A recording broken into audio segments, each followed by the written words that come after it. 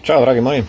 Včeraj ni bilo nič kaj iz mene, ker sem bil še vedno pod vtisom šoka, ki sem ga doživel, in informacije, ki sem jo prejel v torek popoldan. V šoku pa še toliko bolj zaradi tega, ker sem v petek imel priložnost, da se pogovorim s svojim bratrancem, ki sem ga bežno srečal takrat v enem izmed lokalov, vendar pa tega nisem storil.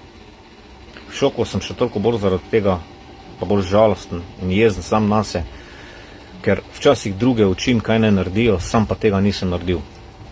Pokazala se je priložnost, pa sem rekel, vse še bo. In mogoče zaradi tega, ker tisti dan nisem spregovoril z njim, sem v torek prejel informacijo, da je moj bratranec žal preminil.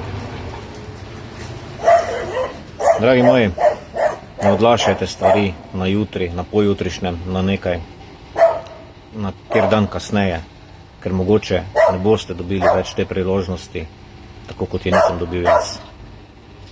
Velikokrat se nam priložnosti pokažejo, pa zamahnemo z roko, pa si mislimo, saj še imam čas. Vprašajmo se, ali je to res. Druga stvar, ki bi jo pa želel tukaj le predstaviti vsem vam, je pa sledeča. Dobil sem informacijo z ene strani o dogodku, ki se je pač zgodil. Žal je bil moj bratranec malce starejši od mene, mnogo prezgodaj odšel. Ampak informacijo, ki sem jo prejel, je bila popolnoma drugačna od informacije, ki sem jo potem prejel včeraj zvečer od Darkota. Darko, hvala ti za to. Hvala ti, da si se vsaj potrudil in mu želel pomagati.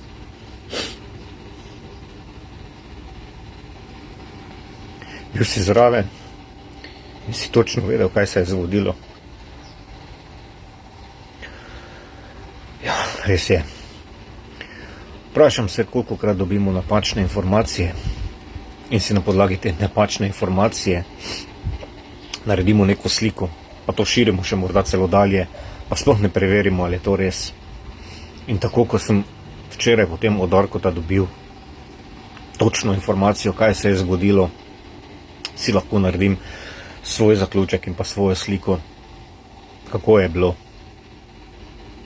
Zato, dragi moji, včasih preden širite neko informacijo, včasih preden razširite nekaj, za kar niste 100-odstotni, ampak ste samo od nekoga slišali, ki pa ni bil v središču dogajanja, dajte raje razmisliti in preveriti, ali je to, kar želite povedati, res in ali je to tisto, kar bo ljudem pomagalo.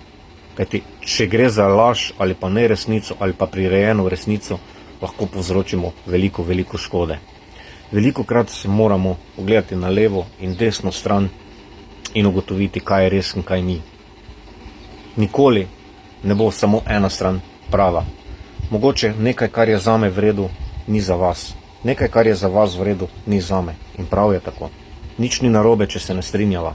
Ampak zaradi tega, ker se ne strinjava, ne rabiva mi dva en drugemu dajati sovražnega govora. Ne rabiva se zaradi tega prepirati, ampak je morda bolje, da se pogovoriva o tem in najdemo mogoče nekaj, kar nama je skupnega in na tem gradiva najin odnos. Zato, dragi moji prijatelji, še enkrat, vsak bo na določeno stvar gledal drugače. Vendar je pa najslabše, kar lahko naredimo, da širimo nekaj, za kar sploh ne vemo, ali je res ali ni. Bodite dobro in še enkrat vas prosim, ne odlašajte na jutri stvari, ki jih lahko storite danes. Priložnosti k vam pridejo in gredo. Mogoče se pa katera izmed priložnosti nikoli več ne vrne. Vse dobro vam želim. Darko, tebi pa še enkrat hvala.